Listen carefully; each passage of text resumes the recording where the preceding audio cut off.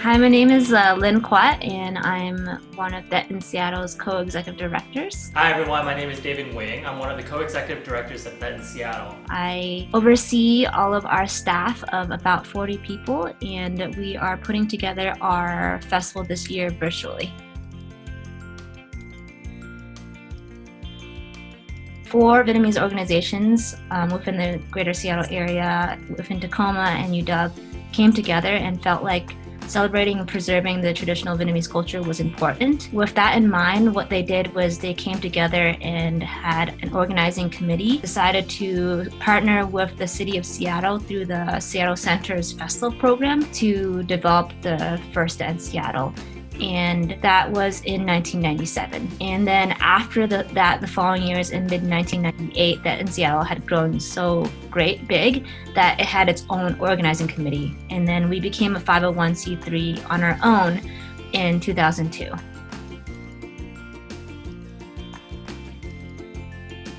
One of the fundamental reasons why I joined TIS was because leaders before me were very empowering to me. They believed in me, they helped me develop my leadership skills and brought me to the level that I am today. One of the biggest reasons why I became an executive director is to continue on with that legacy, to provide the foundation for leadership development and success within the next generation. I decided to join Det in Seattle because I felt like I wanted to give back to the greater Seattle Vietnamese community. I had been involved with Vietnamese Student Association at the University of Washington, as well as the Northwest Vietnamese Student Association.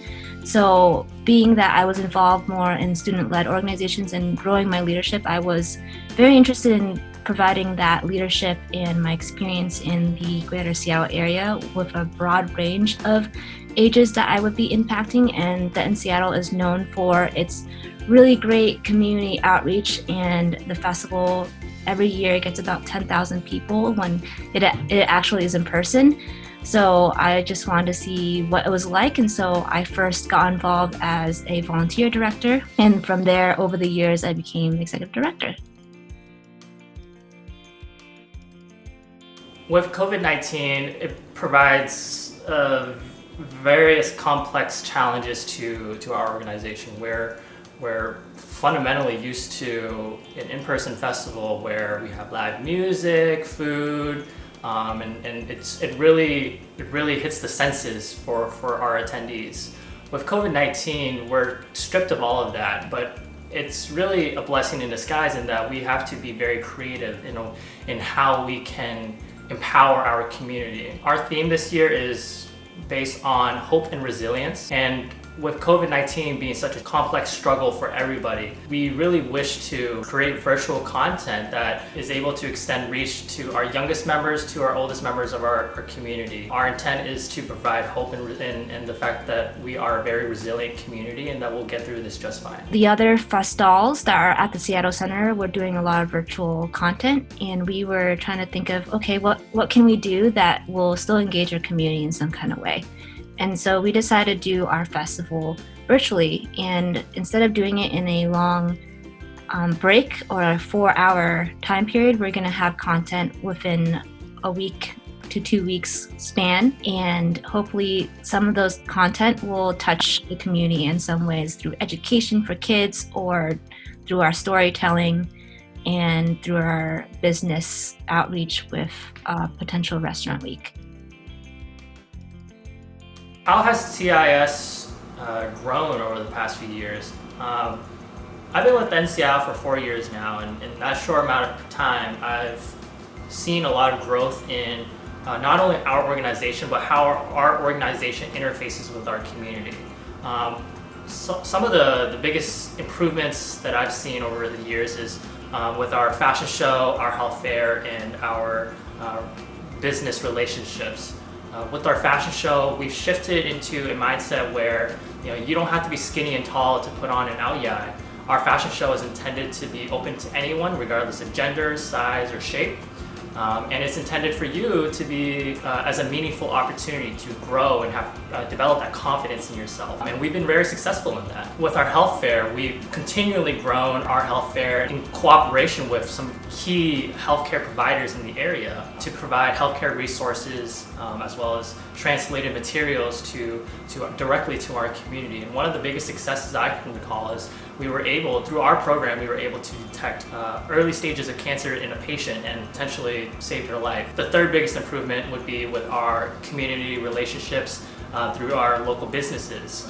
We've been putting in a lot more effort in talking with business owners and figuring out, what do they need within the community and how can we help facilitate that and provide them resources through these sponsorship opportunities. We really like to think about developing symbiotic relationships with our community leaders and figuring out what our community needs, not just TIS or the business. How we get our staff members is we have a Google form that goes out and everyone who is interested applies for it, and then we do interviews and we select people based on their interests and their passions. Over the years, it seems that more and more people are interested in helping with the Seattle Grow. Our staff is actually very young, and it's very unique that our festival compared to other festivals are young. It's because we have this energy that we get from the local Vietnamese student associations, as well as just word of mouth, where the young energy really brings a lot of passion and we make a lot of things happen. So it seems like it used to be like 20 people, now we have up to 40, and it is a lot, but we feel that with this many people we can get a lot of ideas and grow TIS in its own right.